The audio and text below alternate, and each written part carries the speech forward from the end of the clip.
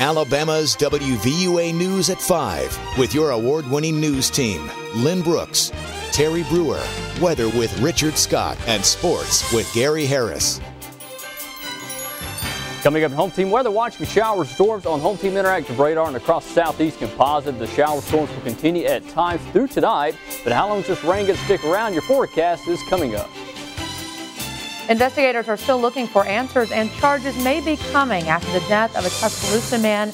He was hit by a car. And friends are remembering the life of a Tuscaloosa firefighter who died this weekend in a flash flood.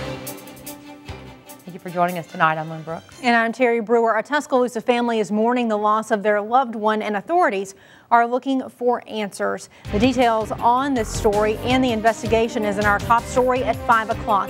71-year-old Andrew Lee Perkins was hit by a vehicle and killed Saturday night.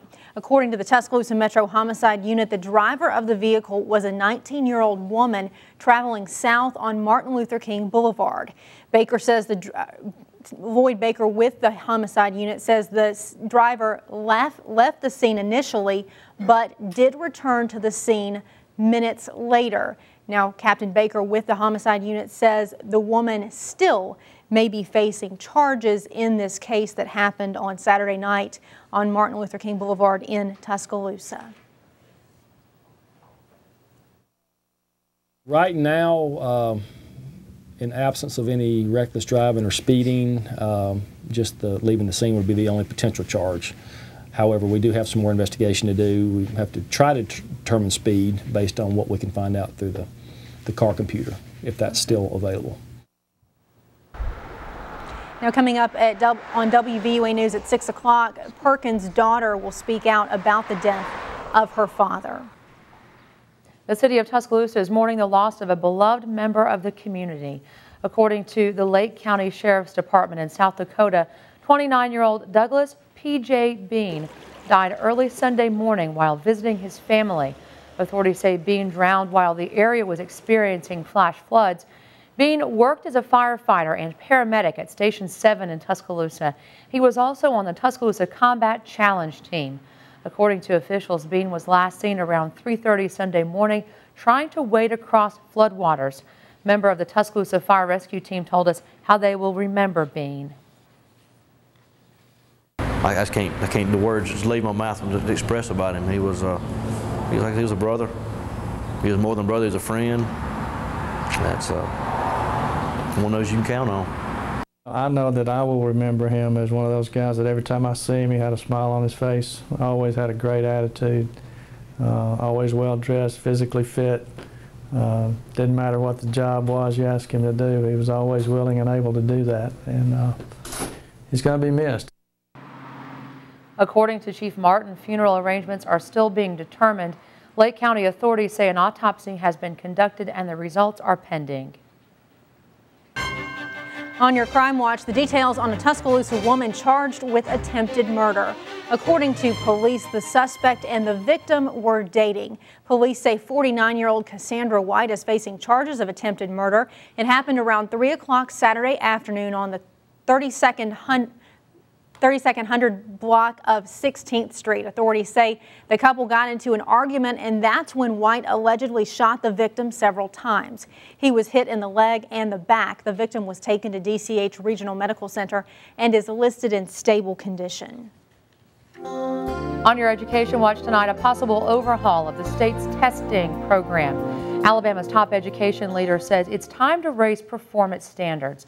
State School Superintendent Tommy Bice has proposed requiring higher minimum scores for students to pass and adding more components than multiple choice questions. Bice said students should not reach the 8th grade before their weaknesses are identified. He also says meeting expectations under the federal No Child Left Behind Act does not always mean success.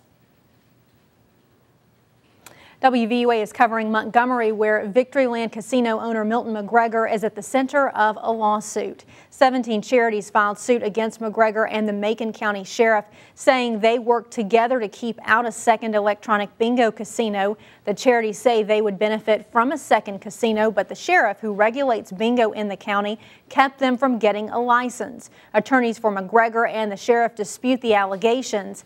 Victoryland remains closed because of the state's crackdown on electronic gambling, but McGregor says he plans to reopen. If you're a fan of Alabama peaches, we've got good news for you. Growers say the peaches are on sale weeks earlier than normal because of the warm winter. Farmers usually pick the fruit around mid-May in Chilton County, but they say the crop is 2 to 3 weeks ahead of schedule this year. Also, the strawberry crop was early this year because of the weather. Alabama produces about 20 million pounds of peaches annually with a value of about $10 million. In their first public appearance since 2009, the 5 9/11 suspects slowed court proceedings with occasional outbursts and bouts of silence during their 13-hour arraignment at Guantanamo Bay. Attorneys for both sides and some family members of the 9/11 victims spoke out Sunday on the hearing. Melissa Rainey has reaction. I want you to know you never killed the American spirit. Strong words from a 9/11 victim's brother after watching the arraignment of Khalid Sheikh Mohammed and his 4 alleged accomplices. Eddie Bracken's sister Lucy was one of nearly 3,000 people who died on September 11th. They took my sister's life.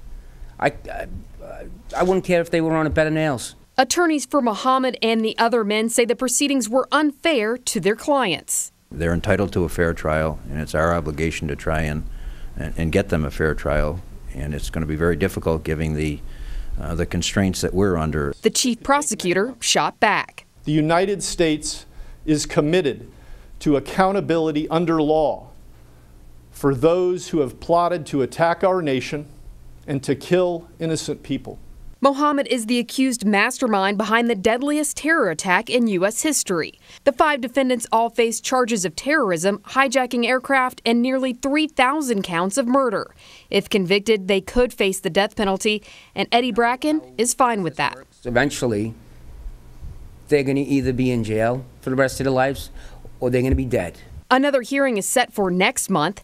It could be a year before the case goes to trial. I'm Melissa Rainey reporting. A new video from Al-Qaeda has been released that shows an American abducted last year in Pakistan. Al-Qaeda claimed responsibility for taking 70-year-old Warren Weinstein hostage last August. In the video, he told President Obama his life is in the president's hands. They listed 8 demands for the hostages' release. Among them include releasing all prisoners in Guantanamo Bay, and the U.S. must release all Al-Qaeda and Taliban members it has arrested. This new video is the first evidence that the hostage is still alive. Now, an update on that pet food recall involving products sold here in Alabama. 14 people across the nation have now gotten sick with salmonella. And the illnesses have been detected in 9 states. The Centers for Disease Control and Prevention saying the recall involves Diamond Pet Foods puppy formula dry dog food. Investigators say it's possible people got sick after contact with the dogs that ate that food. To get more information about this recall, go to WVUATV.com. Coming up next, home team weather. Still a little rain happening on radar right now across the central and southwest Alabama counties. But how long is this rain going to stick around? And how about your weekend forecast? Weather's coming up, so stay with us. And those pesky little mosquitoes are back with a vengeance. How to protect yourself and your family from the West Nile virus. Those details coming up. Also, the Crimson Tide softball team celebrating a 3rd straight SEC softball championship. Gary Harris will bring you the story in Alabama's home team sports.